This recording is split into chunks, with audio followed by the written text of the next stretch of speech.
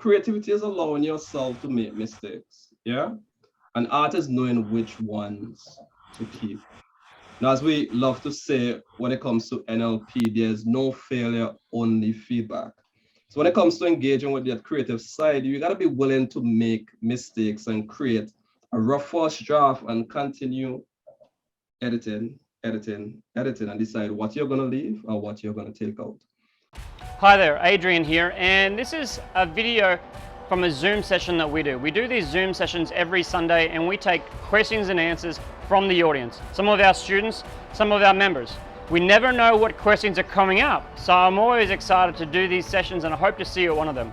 Make sure you hit the subscribe button below and check out the other playlists that we have. Thank you, enjoy.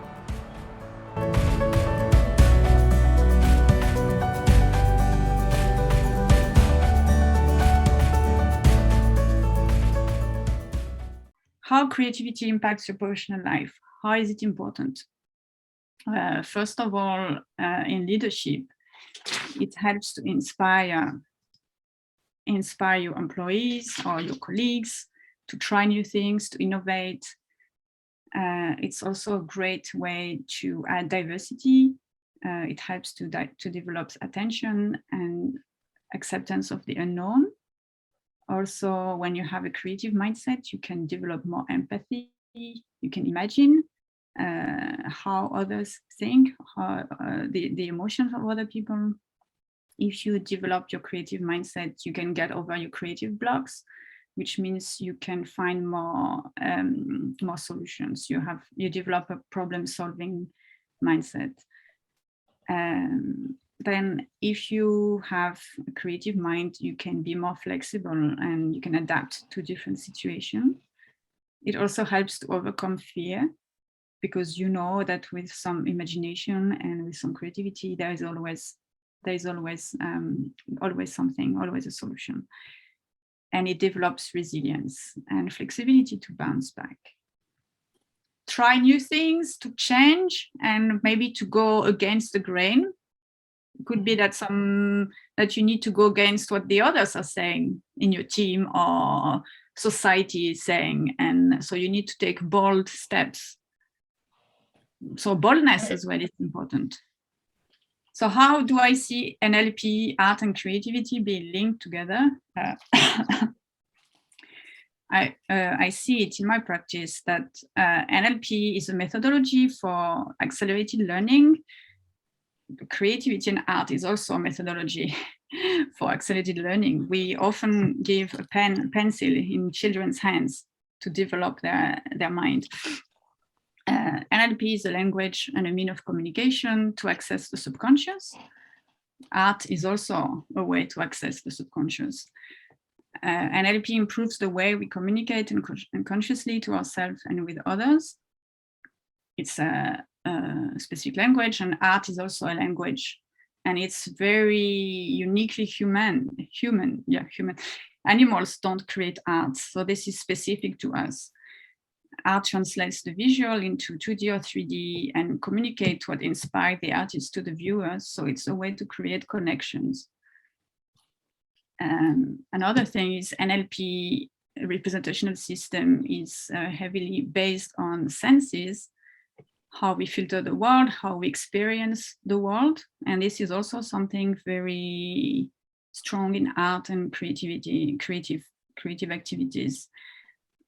The senses are primal raw material. It's more unconscious than words. Therefore, it influences at a more deeper level, and it's universal. And art is similar. It's universal. Anyone can observe art. Maybe people from different cultures might not understand all the elements of the artwork, but they can experience it with their feeling and their emotions. And this transcends any difference, any cultural difference, any other kind of differences. And with NLP, we also help to loosen our model of the world. It helps to make the unconscious conscious and work on reframing our perceptions and eliciting new things through questioning. Another important thing is don't judge as questions and be more congruent with our purpose. And the point of art and creative mindset is also to remind us to be more congruent. So what I would like to propose today, the exercises we're going to do, if we're going to have this presupposition that creativity is like a muscle, use it or lose it. Because we all learn more by doing, we all learn better by doing. I will give you we're going to do some exercises that helps to boost the creative process, help boost creativity and develop creative literacy. And these methods, you can use them every day. I like to do it as a daily warm-up ritual when I start my day. So I can start my day with intention. And I can also do it sometimes at midday for a checking point. It's a great way to relieve stress, exhaustion, and cognitive overload when the emotions are too strong and overwhelmed, when you feel overwhelmed. And in the evening to distress and recharge. So the first exercise is a short meditation to loosen up and relax and get into the flow, to get into the dream flow, because dreaming is so important to allow the creative juices to flow. So this meditation is a great way, doing some meditation is a great way to be present and dream at the same time, to allow your mind to wander and connect to your dreams and your wishes. It doesn't matter if it makes sense, if it's possible, if it seems possible or not. The importance is to connect to them on a regular basis. And next exercise we're going to do is observe. Observation is so important in order to be creative, because there are so many things already out there that we don't usually we don't necessarily pay attention to them. And there is already so much richness in the world. So take the habit of paying attention to what surrounds you, to what you're doing, so you can become more anchored. Also, it helps to anchor in the present moment.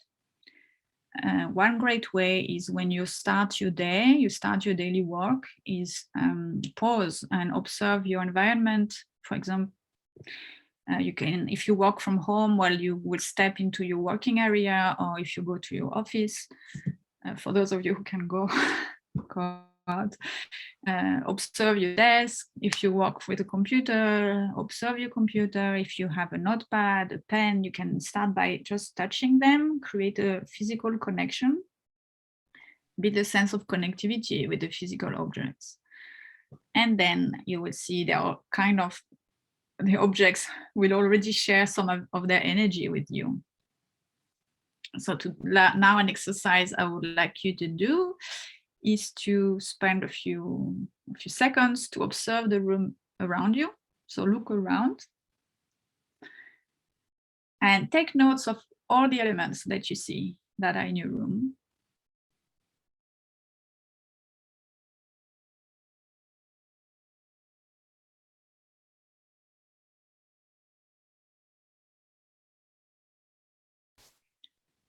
And now close your eyes.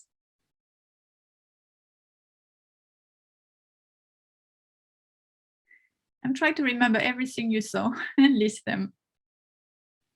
You can list them in your head.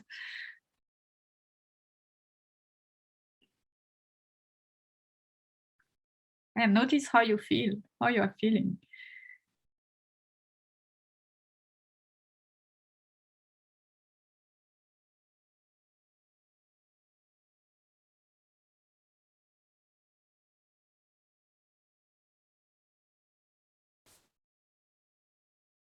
And then you can open your eyes. Did you manage to remember everything? Or did you see things in your head a little bit different than how it is in the room? Did you change the position of what was around you? And then finally, when we have time for one last exercise, is to think about new perspective, seeing things from a different way. Did I make a mistake? What's wrong? What's wrong with me? Maybe I cannot write properly. What do you think? Yeah, it says see things from a fresh perspective. If you're right-handed, draw a doodle with your left hand and vice versa. How does that make you feel? Yes, Wow, well done. done. Congratulations. Yes, stir the pot, stir your daily habits. Do something different. If you always take the same route, same road to go to work or to go from A to B, change the route. If you, in your morning routine, if you follow always the same steps, try to do it different way. Maybe you can do them backwards one day and see how it changes. What are the differences? Boom! You made it here! Good on you. Make sure you click the subscribe button below and check out the playlist at the end. If you'd like to come along to our Sunday sessions where we host a live free Q&A for our students and members, you're welcome. I'll see you there.